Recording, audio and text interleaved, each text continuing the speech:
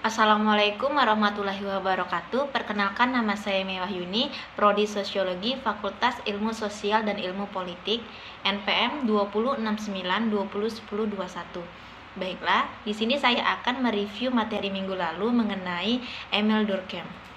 Pada dasarnya, rasionalitas ilmu pengetahuan, khususnya ilmu pengetahuan alam, bisa melahirkan revolusi industri, di mana sistem ekonomi kapitalistik bisa dibuktikan atau harus dibuktikan secara ilmiah.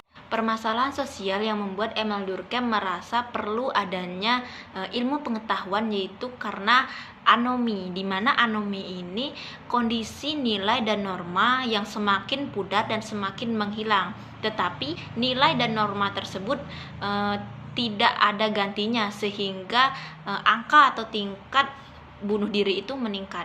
Selanjutnya yaitu fakta sosial, di mana fakta sosial ini bisa berbentuk non-material, sesuatu yang dianggap nyata atau eksternal dan terpisah dari kesadaran individu.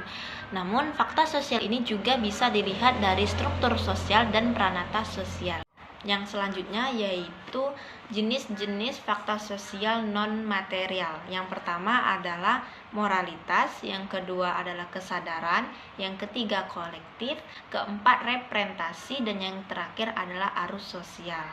Yang selanjutnya yaitu pembagian kerja, di mana pembagian kerja ini Emile Durkheim membahas mengenai solidaritas sosial. Karena solidaritas sosial yang awalnya tadi yang bersifat solidaritas mekanik berubah menjadi solidaritas yang bersifat organik. Kemudian teori solidaritas, di mana teori solidaritas ini dibagi menjadi dua bagian. Yang pertama solidaritas mekanik atau karena timbulnya kesamaan, dan yang kedua adalah teori solidaritas organik atau terjadi karena perbedaan. Pengertian solidaritas mekanik. Munculnya solidaritas mekanik ini karena masyarakatnya masih bersifat homogen atau bersifat bersama-sama. Inilah yang menyebabkan solidaritas satu sama lain. Kemudian yang kedua yaitu solidaritas organik, di mana solidaritas organik ini muncul karena perbedaan orang yang memiliki tanggung jawab dan tugas yang berbeda-beda. Selanjutnya yaitu karakteristik masyarakat. Di karakteristik masyarakat ini dibagi menjadi dua bagian. Yang pertama solidaritas mekanik dan yang kedua adalah solidaritas organik. Di solidaritas mekanik ini dibagi lagi menjadi tiga bagian.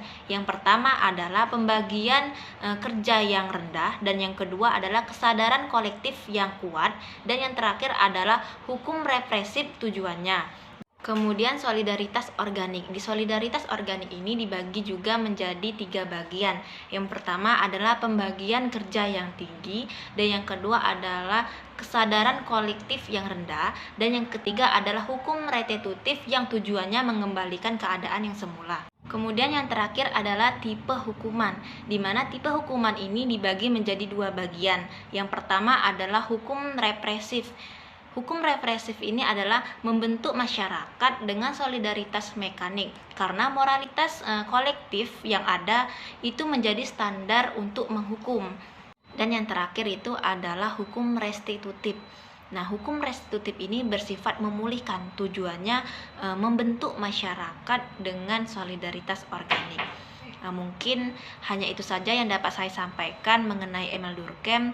Lebih dan kurang saya memohon maaf. Akhir kata, billahi fisabilil haq fastabiqul khairat. Wassalamualaikum warahmatullahi wabarakatuh. Terima kasih.